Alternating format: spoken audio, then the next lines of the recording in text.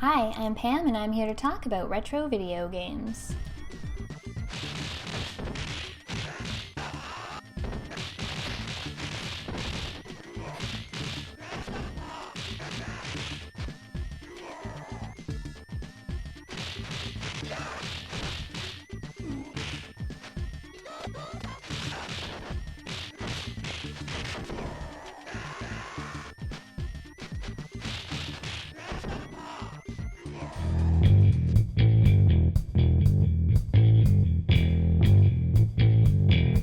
A couple weeks ago, I made use of the new poll feature on Twitter to see what game I should play and review next. It was between Sunset Riders and Streets of Rage 2. The winner, with 63% of the vote, Streets of Rage 2.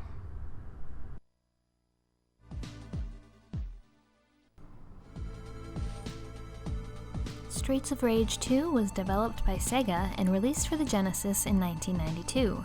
It's a side-scrolling beat-em-up that's generally considered one of the best games on the system. In it, Adam Hunter, one of the protagonists from the original Streets of Rage, is kidnapped by the nefarious Mr. X, and you have to go rescue him. You can choose from 4 different characters to play.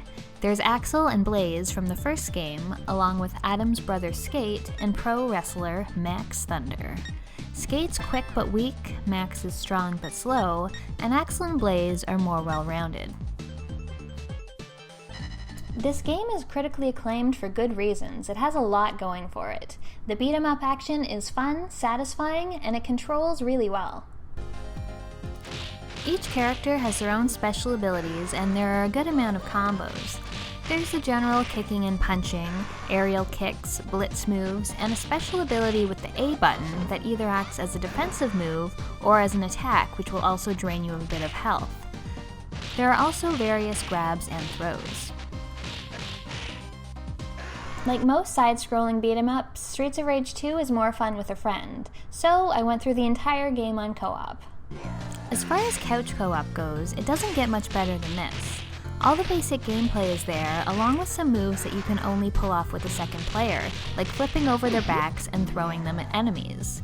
While these interactions do necessitate player collision and friendly fire, which I'm generally not a fan of, if you get the hang of it, you can pull off some pretty cool moves. Unfortunately, my boyfriend and I didn't really get the hang of it, and we mostly ended up throwing each other on the ground a lot. Or you can just grope your fighting pal? That doesn't seem very helpful. Don't do that. The game has a total of 8 stages and can be beaten in about an hour. Each stage ends in a boss or two, and bosses from earlier stages can make reappearances throughout the game.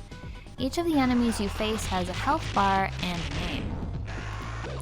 There's quite a bit of variation in enemy types and attacks. Some are your basic brawlers, some enemies have weapons which you can pick up once they've dropped them. There are flying enemies which can be a real pain in the butt, along with enemies on motorcycles. Some hit hard but move slowly, while others are quite fast. Besides the great gameplay, one of the highlights of Streets of Rage 2 is the great soundtrack. While I usually find the sound capabilities of the Genesis lacking, this game has a bumpin' electronic soundtrack that keeps the energy up through the whole game. In addition to good music, the sound effects are pretty good too. There's a lot of variety in level design as you travel from the streets to bars to stadiums, amusement parks, and even a pirate ship. Finally, you get to Mr. X's lair, where you have to take a harrowing elevator ride. At this point, you face wave after wave of enemies, including the bosses you face throughout the game. After this, the final boss fight is kind of a breeze.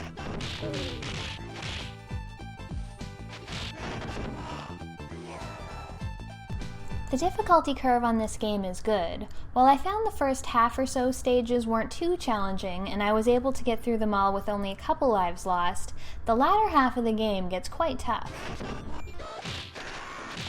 Enemies that fly were the ones I found particularly challenging. You can find food, such as apples and chickens, to replenish your health throughout the game. You can also earn extra lives at certain score thresholds. If you lose all your lives, you can continue on with another character, at least in co-op mode. I didn't get to that point solo. As far as negatives go, there are no big issues. The one thing that did bother me a bit was that sometimes enemies would wander or get kicked off the edges of screen, and it could take a while for them to reappear. This could slow the otherwise well-paced action down a bit.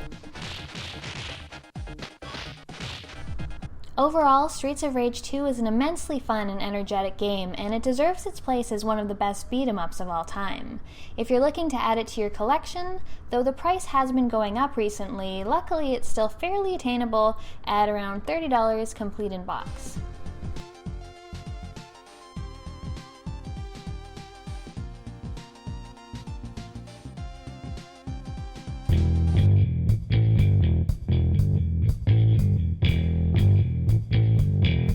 That's it for today. If you like this video, please do like and share it, or leave me a comment down below. Thanks for watching, and I'll see you next time.